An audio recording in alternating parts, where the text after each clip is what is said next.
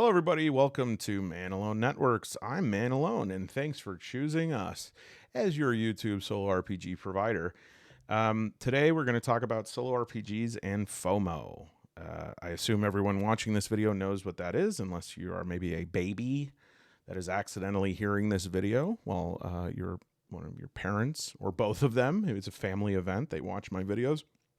It's the fear of missing out. And this is something that really ruled my life for my adolescence and I want to say early adulthood, but to be honest with myself, it extended into my early 30s. And I do want to be honest with myself, and I want to be honest with you because I think that's the only thing I have to offer. It's the only reason for me to make a video about this. I do not have any like special insights or observational powers. I have not I don't have a heroic story of overcoming the odds or anything. I'm no smarter than you. I'm no more creative as you, and or at least we're all in the same like basic standard deviation here. And so the one thing I can give is I talk about how I learned to manage this feeling of FOMO and everything that came with it, and how solo RPGs played a huge part of that. The thing I really want to do is be as transparent as possible in the depths of patheticism that I displayed as a young man, because as I've gotten older, I know that it looks like my mission in life is to play solo RPGs and talk about it on YouTube, but that is just one manifestation of sort of the larger thing that I want to do, which is I really want to help people who are struggling to like themselves and spend time alone with themselves, to get in touch with themselves. Particularly, I want to reach out to men who I think have a really a hard time doing this, a lack of mentors and guidance on this, and some really bad mentors on this.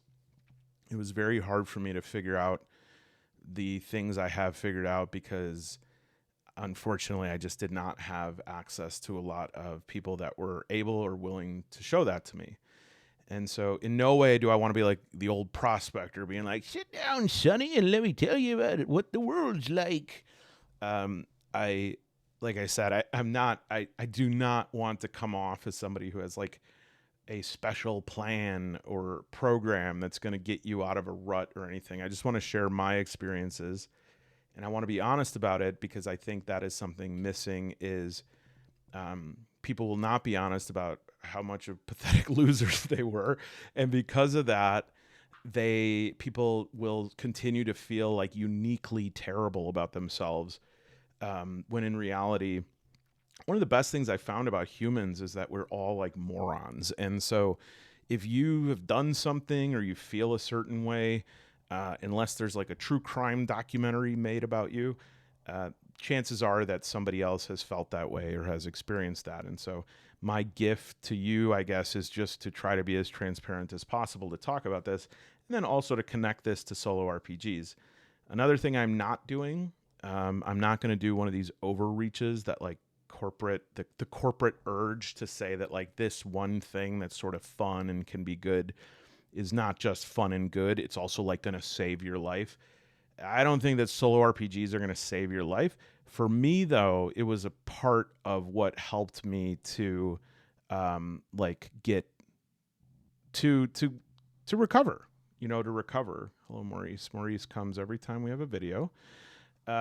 It was to help me recover from this intense need to be where the thing was happening. And of course, the thing was never happening here. It was always happening over there. And oddly enough, a lot of times when I went over there, the thing was happening somewhere else, right? And for most of my life, I concentrated on the MO, the missing out, and not on the fear, which I think is where the actual wisdom comes from, right? I would say, well, if I'm missing out, what I need to do is like get better at finding the thing I'm missing out on, rather than trying to stop and ask myself, like, what am I afraid of? What is this, um, what would it be called? A specter, a gloomy specter that was following me. Rather than turning around and facing that, I would just think that the challenge was, or the game was, to keep getting better at pursuing these activities, which were supposedly exciting or rife with possibility, or were the best for me in terms of like advertising myself or something like that.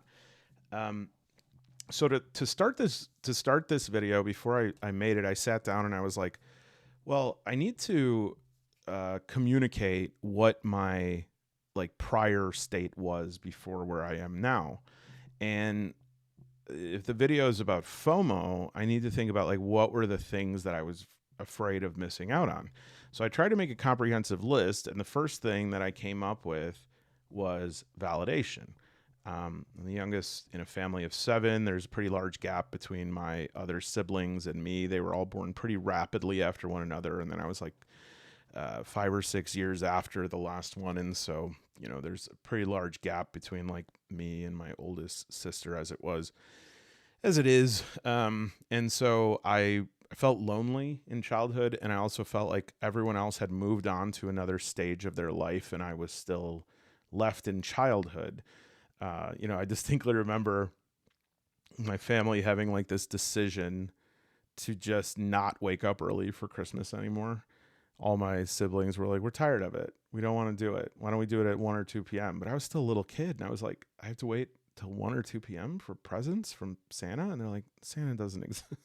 And so I was like, oh, okay. And so, I just felt as though something great happened and I was at the end of it, or it had already happened. And because of this, I had a really low ability. I felt like an extra. I felt like I didn't matter. And then to add to that, I was a heavy kid, and all the cruelty that comes with being chubby. Even though I really wasn't, like looking at pictures, I was like, dude, that wasn't actually what it was, right? And to know that, like, gosh, I would love to have that physique now, right? I mean, but like, and so I just really disliked myself, and I really, really hated hanging out with myself. And so, and the hard part was, I think some people, their loneliness comes from this deep desire that somebody would see them for who they actually are. But I was deathly afraid of somebody seeing who I actually was, because to me, there was like nothing there. And so I was like, okay, validation. And then I was like, what else? And as I'm listing them, I kept being like, okay, number 2, well, actually, that's sort of part of validation. And then the next one I would come up with, I'd be like, yeah, that's kind of part of validation too. And I realized that a lot of the FOMO comes from seeking this validation. And for me, the multiple forms of it came as attention. So I would want people to have eyes on me. And in terms of like validation currency, attention is the lowest form of that. Attention is like pennies on the dollar, but if you're trying to like round up to the closest, full whole number, attention can do it. And there's like the attention of maybe I'm clever, or maybe I'm smart, or if those don't work, you could pull the emergency lever, and you can get attention from people feeling sorry for you or being concerned about you, right? All these tricks that we play, especially when we're adolescents, and as young adults and adults, if we don't heal that part of ourselves, we continue to play that trick, and we don't call it that anymore. It's just because it gets more sophisticated. The next thing I would sometimes want was awe. I would want people to think that I had capabilities that like were either that they didn't have, or that people at my age shouldn't have. And so this led to a lot of exaggeration and lying about myself, or over representing my capabilities, and then using like cleverness or quick talking to, worm my way out of it if I started to get caught up. And I wanted this because I mean, I wanted to be a protagonist, and protagonists have that thing, they have that quality, and I desperately wanted that quality. Never mind like doing the stuff that is required to get that quality. I just wanted to have it, and so I would mimic that. And sometimes this would also take the form of like a mystique. I want to people to feel as though there is pieces of me that not everybody gets to access, or that I see something that others can't see. Maybe it's I see it out there, in the world. Maybe it hurts me uniquely. Or maybe it's in them. I see something and then they want to see what I see, which is, one of the most dangerous games interpersonally, when a person is, thinks that you can uh, tell them something about themselves, and then conversely, when you think you can tell someone about themselves. This is just a situation that is like rife for misadventure here, because I don't know anything about you, and you shouldn't be looking to me to tell you that, right? But Mystique, this one is funny. It's not as funny as the next one, but Mystique is funny because this idea of like, oh, if I just stare into the middle distance and like show some sort of, like very shaky hurt inside of me, people will be intrigued and they'll be like, what's going on with them? But what's funny is like most people don't have anywhere near the patience to give a shit about that. And so if they walk up to you and they start talking to you and they're like, hey, how you doing? And you're like, how am I doing? Well, that's a question, isn't it? And most people are going to be like, okay, well, good luck with that, right? And I was sitting there thinking that they would be like, wow, what's up with that guy? Like, what's going on with him? Most people have their plate full with themselves. They can't be thinking about your bullshit too. The next one, which I think is the funniest one, I think this one is funny. No matter, it used to be just when I would hear like teenagers say it, but it started like being funny when adults say this too. This idea of respect, like I will be respected. Why? Why do you get respect? And also, it seems to me that the people I actually respect, they never ask for it. And I think if you just want like auto respect, you can get it, but it has to come from one or two things that I don't think you want. The first is like people are afraid of you. And the second is you have something that people want, and so they're going to be deferent to you so that they can either get that thing or at least like get a part of it or be in proximity to it. But I just love it when people are like, I will be respected. Why? Why do you get why do you get respect? Because you said so? Okay, yeah, you will be respected. It's like I don't even know you. You're nothing to me. Like you haven't even you don't play any role in this movie. You're not even in the credits. And as I looked at all of this and I was like really trying to be honest with myself, I realized that almost all of this was really for one thing. And you might be able to guess, if well, if especially if you're a guy like me, it was women. I really wanted to have a woman love me and be in a relationship and want to be physical with me, because that would then validate me. That would say, and it would also prove me wrong. Like I would be like, oh, I guess I'm not ugly. I guess I'm not overweight. I guess I'm not boring, because a woman, who they have to be very selective, and so if a woman is not only willing to like be around me, but is willing to be in a relationship with me, that's the ultimate validation. That's almost like life solved. And it's funny because how I said, like, if a woman is even around me, this actually, several of my friends experienced this, but like, I would even settle for them just being friends with me. And which is one of the most painful things, where you're just like, well, I know I'm not going to be the one they want to be with. So I'll just sort of like be in their orbit. And that way I at least can show in a small way that I'm like, I don't know, safe to women or like woman approved or something. And it really breaks my heart, actually, a lot of the conversation around like friend zone and nice guys and entitlement, because where a lot of that comes from is just, I think if you look at it in the worst light possible, then it's guys that just like feel like women should be providing me with sex and love and affection.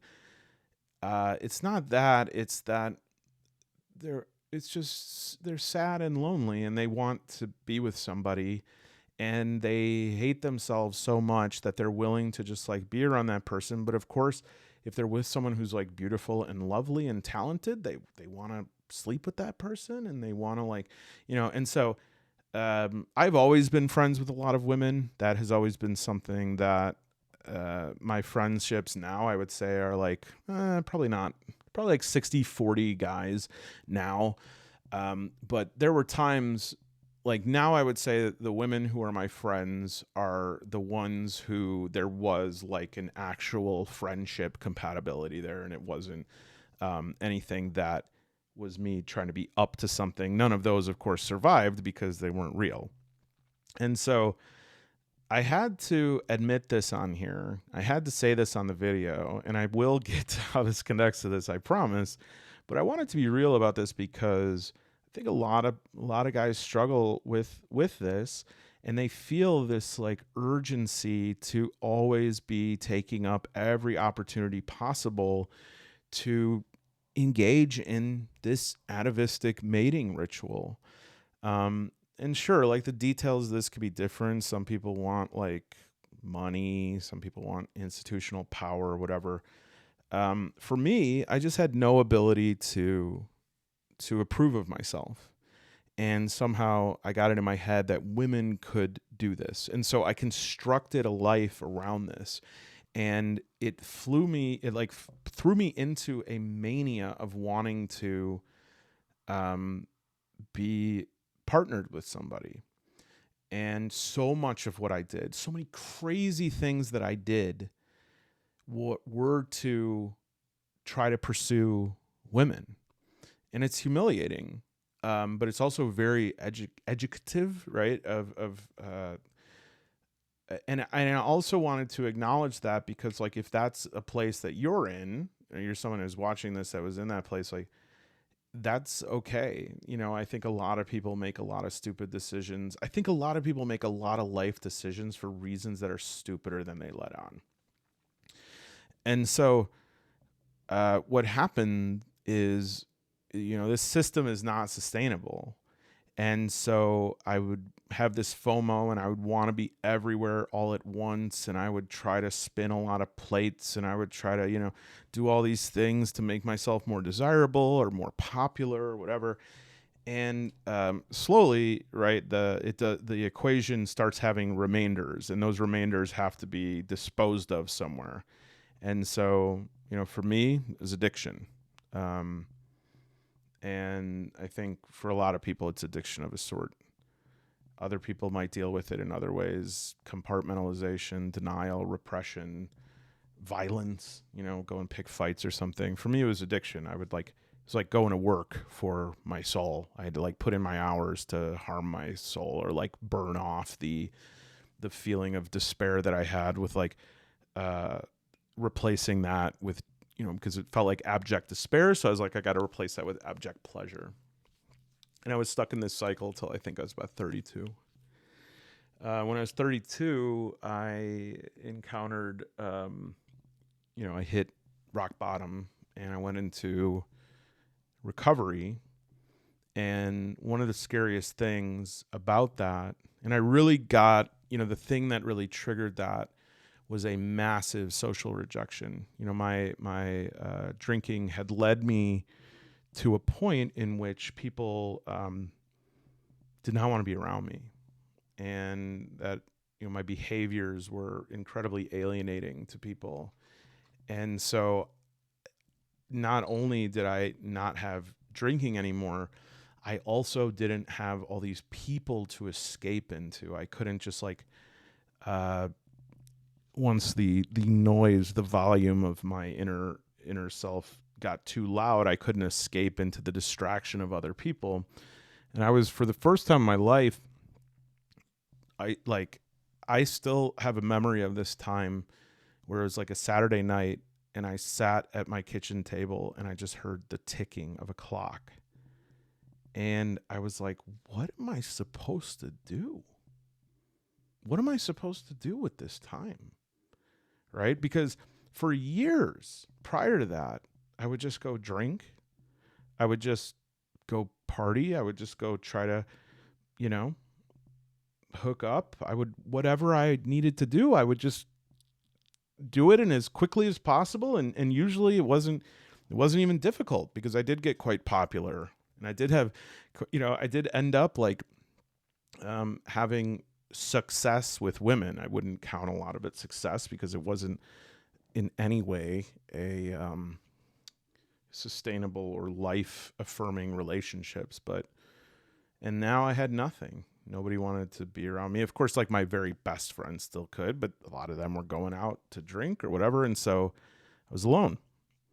And I am I'm no longer embarrassed to admit, I'm happy to admit, especially if it's helpful, that I had no idea how to entertain myself. I had no hobbies. Which is kind of funny because one of the things that I would present myself as is somebody who has many hobbies and many interests, right? That's part of like these things. But I had nothing that I wanted to do. I didn't know how to do anything. And I cried because I had no coping skill. I would try to go out and take a walk and I would contemplate, just saying screw it and drinking, hurting myself in some other way. And sometimes I lost that fight. But usually I didn't. And I just sat and I suffered and I cried like a little baby because it hurt to be alive. And I had somehow gotten myself in a situation that I never imagined that I would be in as an adult. I thought my life was going to be a really good story, and all of a sudden I was like a loser. And so I had a choice. I realized that this was the choice. I either had to figure out what to do with myself or I was going to just one way or another put myself to death. I've never been a person that, would take that ultimate step, I don't think, but I would just, harm my body to the point of clocking out, shall we say, for YouTube appropriateness. Right? I would just keep drinking and destroy my liver or whatever that might be. And so I didn't want to do that. There was something in me that felt resilient toward that. And one of the things that I did was I took on a beginner's mindset about stuff that I had X'd out in my life. Because when you're a cool guy and you want to be like around the cool people and you constantly want to be at the best parties and around the best people, there are certain things you just cannot do. And not only can you not do them, you have to think they're stupid. You have to feel sorry for people that do them because those people aren't really alive. They're just ignoring their life. How sad that I get to be at this really cool art gala opening. Never enjoyed a second of that in my life. But how cool I would think that I get to be at these places that are invite only, and I get to be at these shows, and I get invited to this party, and I'm suddenly in whose house and all this stuff. And then you got these losers at home doing this other stuff. And all of a sudden I was in this place where I was like, wait a minute, I'm the loser now. And so I was like, okay, so what do you want to do, loser? Like, I was like, and I did feel a certain level of freedom in that because I was like, wow, I could really do anything I want now. And so I just started trying stuff. I started trying, photography, hated it, didn't understand it, would just look at the pictures and be like, cool. I would try like arts and crafts. I would try anything. I would try knitting. Um, and I would just fail over and over again. I didn't feel anything because compared to like drinking, it just sucked. All of it sucked. Um, it was almost as if that scene with Dorothy where it goes from black and white to Technicolor in The Wizard of Oz. It was like my life went in the opposite direction. And I went from Technicolor to black and white. And books, I always was a reader, but books made me feel really alone. I was never someone who was able to fully lose myself in them. And one day I was like, well,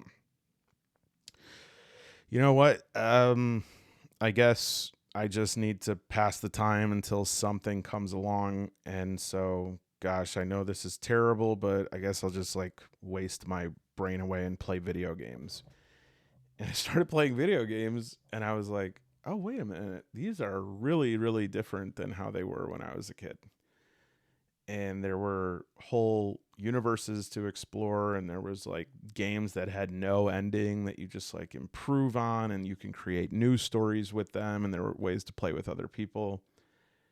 And I started like feeling good when I played. I didn't feel great, like I didn't feel like I was recovering, but it was something just above numbness, right? Like there are ways to numb yourself out, but there was something in me that was being activated. It was something very dormant. And this is kind of a weird thing, and this is why like nobody will have the definitive answer to happiness or anything, is because for some people, video games are the exact wrong thing. Like that is the thing that you should not be doing. Well, it's because we all have different proclivities and different struggles. All of us have things that we naturally want to do or are naturally good at. And so the challenges for one person are the addictions of another. For instance, there may be some of you watching this that have a real hard time going out and meeting people. Well, I have a hard time not doing that. I have a hard time at a party not talking to everybody. I guess a little bit that's changed since I've gotten older, but I have a very extroverted mentality and I can very easily lose myself in other people. And so for me, that's an addiction. And for you, that might be the challenge. Well, if you're somebody who sort of like wastes away on games, you really need to go out and see the world. But for me, I needed to stop being addicted to the world. I needed to pull myself away from that grinding wheel.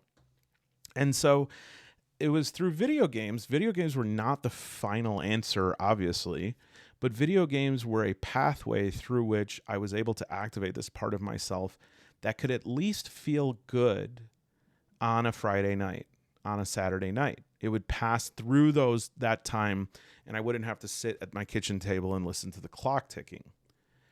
However, there was something about video games that still felt incomplete.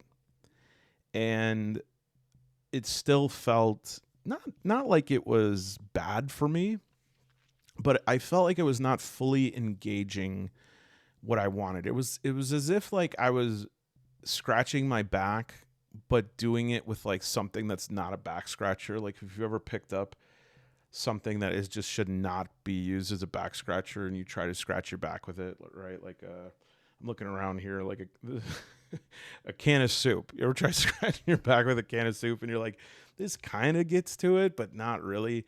And that's what it felt like. I was scratching my back with a can of soup.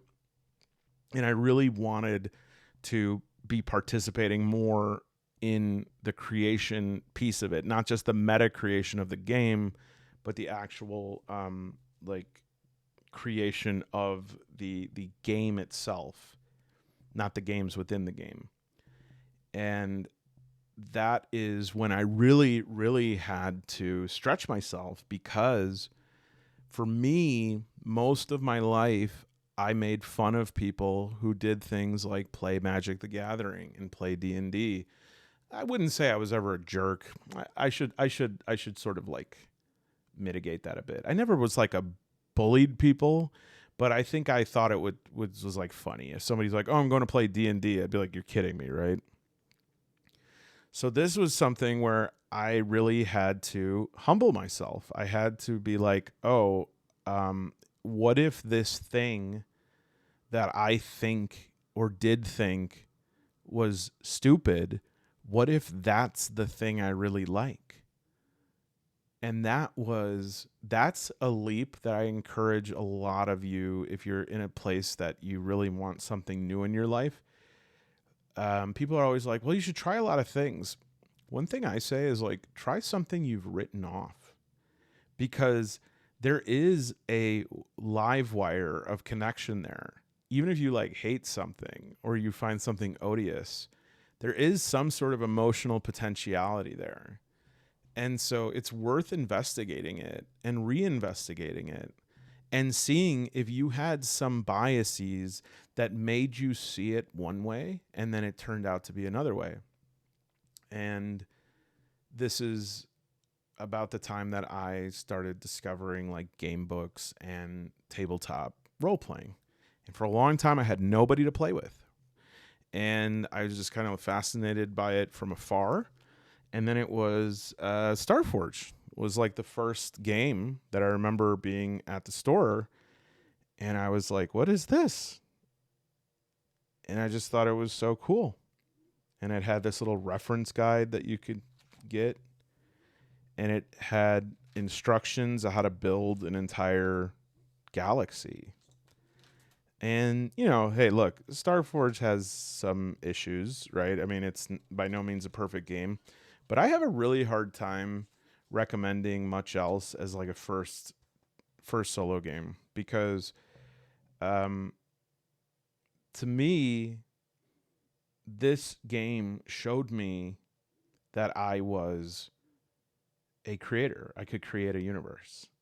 And I had never been walked through a process of creation that was so streamlined, right? That was so like prescriptive and exacting, but still with enough openness to totally make it my own. And I just never thought that something like that was even possible. And then you start getting all the cool stuff with like this asset deck, and you start creating these characters and you start creating these adventures and going on these quests, and all of a sudden you're 6 sessions in and you're nowhere near where you started, and you're going, what the hell? I'm not even close to finishing my original mission, but now I want to go in this different direction, and somehow I'm okay with that. And you're getting better at the game. You're starting to know how to do things without having to look it up. You're starting to make your own decisions about how you want to play. And suddenly I had found that I was getting good at this, but also the truly weird thing that was happening was that it was just for me. There was nothing external about it. There was nothing that I was even sharing with anybody about it at the time. And I had never done anything like that. In fact, in like the depth of my despair, I remember, and I couldn't find it. I actually was looking for it in my journals, but I wrote, I remember writing, if nobody sees me, am I even alive? I had such an extroverted or like social orientation that I felt like I was evaporating, that I was like George McFly or whatever, where I was just like, I no longer existed for all intents and purposes because I was so oriented towards the external world, and I had no relationship with myself. And I wanted to, this is, I please excuse if this has any sort of cringe reflex here when I say this, but one of the things that made me want to make this video is I found this journal entry. Now I've lost the damn page. Okay, and I will translate because my journal writing is miserable. I actually completed a vow, talking about an Ironsworn, meaning that I actually played this game to its completion. And by the way, this is my journal. This is not like the Ironsworn journal. I actually completed a vow, meaning that I actually played this game to its completion. I've played games to completion before, many games, larger games, better games, but this was different. Why? Because it was just fun. Oh, sorry. It was just for me, and it was also by me. How do I feel like, even though I am sitting here alone, even though I've been sat here alone for some time, why do I feel, despite that, like I'm participating in my life more than I ever have before? Uh, for years, FOMO pulled me out of moments like these. And yet, all the things I didn't want to miss, I have I have almost nothing to show for it. Now I have a thing, and it is useless. It is just a sheet that says my stats and my character. I cannot sell it, publish it, submit it for any kind of certification, and yet it is mine, and therefore I cherish it. I don't know why. It's sort of embarrassing. But then again, who cares? Because it's just me. I feel guilty that in all the time I feared missing out, I was missing out not I was missing out of the most entertaining event of all, which was meeting myself.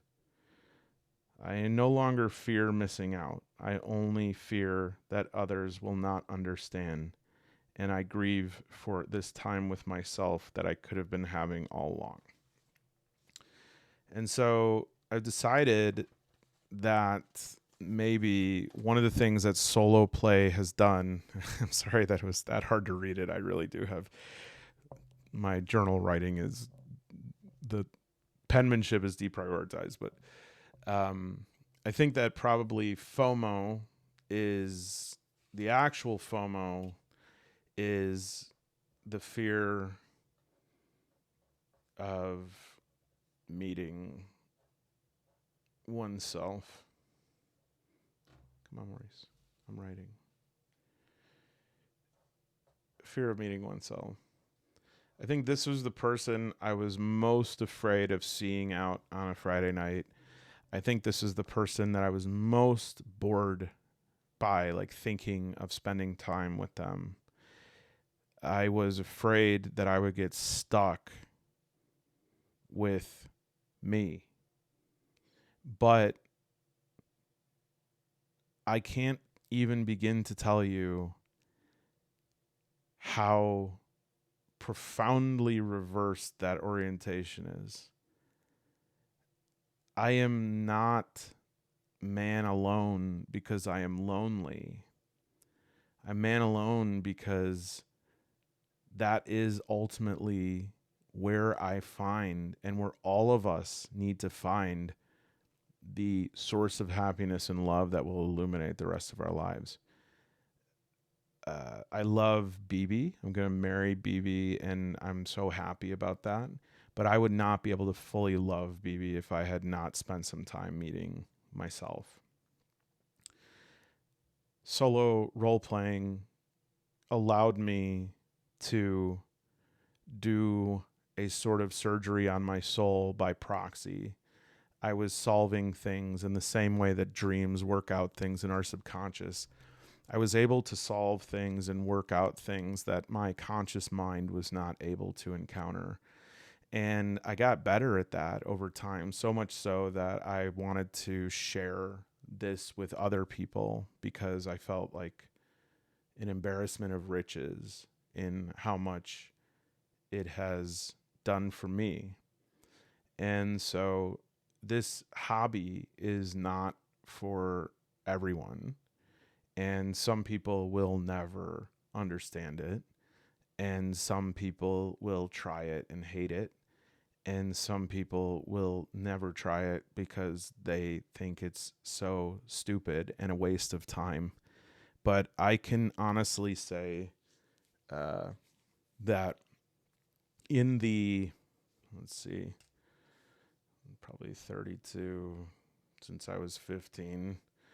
Yeah, since basically the 28 years between 15 and 32 that I was trying to get over there, there is absolutely nothing from that I missed out on that I ever got that I still have and hold. Nothing. I literally have nothing from all those nights at bars. None of my best friends did I ever meet there. Not even the ephemeral, love lost and moments. I don't even remember anything. And I had this extreme fear of missing out. And what actually happened is I was missing out. I was missing out. And so I want to make this not necessarily as a pitch to play solo RPGs, but when I do invest so much in this and really want people to benefit from this and to create more of a community around this, the reason for that is not algorithmic followers on YouTube, and the reason for that is not this.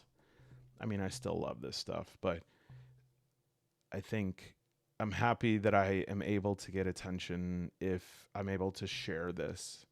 It is the act of giving that makes me feel happier now than getting. And that's so nice because you could just give and give and give. And if that's something that feels good, then there's so much more abundance in that. And I talked about Christmas when I was a kid, and I remember when I was very little, I felt very sad for my mom because we would get these piles of presents. My parents were not very well off, but they really made that special, even though I felt that my siblings canceling it early or whatever. And I remember I felt so sad for my mom. She got nothing. And I said, Santa doesn't bring you anything? And she said, no. When you're older, you'll find out that seeing other people open gifts is way better than opening them yourself. And though I am still a bit of a gift whore, I love a good present. I love giving presents even more than that. It's so exciting that BB actually makes me she puts an embargo on me because I try to tell her the presents I got her before she opens them. And we're working through that right now. There's a present I have that I just want. She won't let me tell her. Anyways, I do want to pitch Starforged again. It makes me nostalgic, kind of. I mean, it's getting on almost 3 years since I first played Starforged, but I just think that it's really good to try, even within this, a bunch of different solo games to see which one you really connect with, because I have just found it to be an incredibly enriching activity. And I hope that you get a fraction of that. And if you don't get it from this, I hope you get it from something. I hope, like, if you try solo RPGs and you just don't like it, you don't get it, at least you like turn that rock over and can move on to the next rock. But I just want to encourage you to give it a chance. You know what's funny? Today I was listening to a YouTube video that was really good, but then like the guy just started like repeating himself, and I was like, come on. And now here I am kind of doing the same thing. So we're about at 45 minutes. What if I did the whole video again right now? Would you listen? If you do, if the answer is yes, that's a bad idea. Don't do that. It's over. If people were to watch the whole video over again, I mean, that's like masochistic, right? I guess there would be like small alterations because I wouldn't be able to do it word for word, but no, seriously, if people wanted to watch this, if they were like, yeah, I'd watch the video again, I'm worried about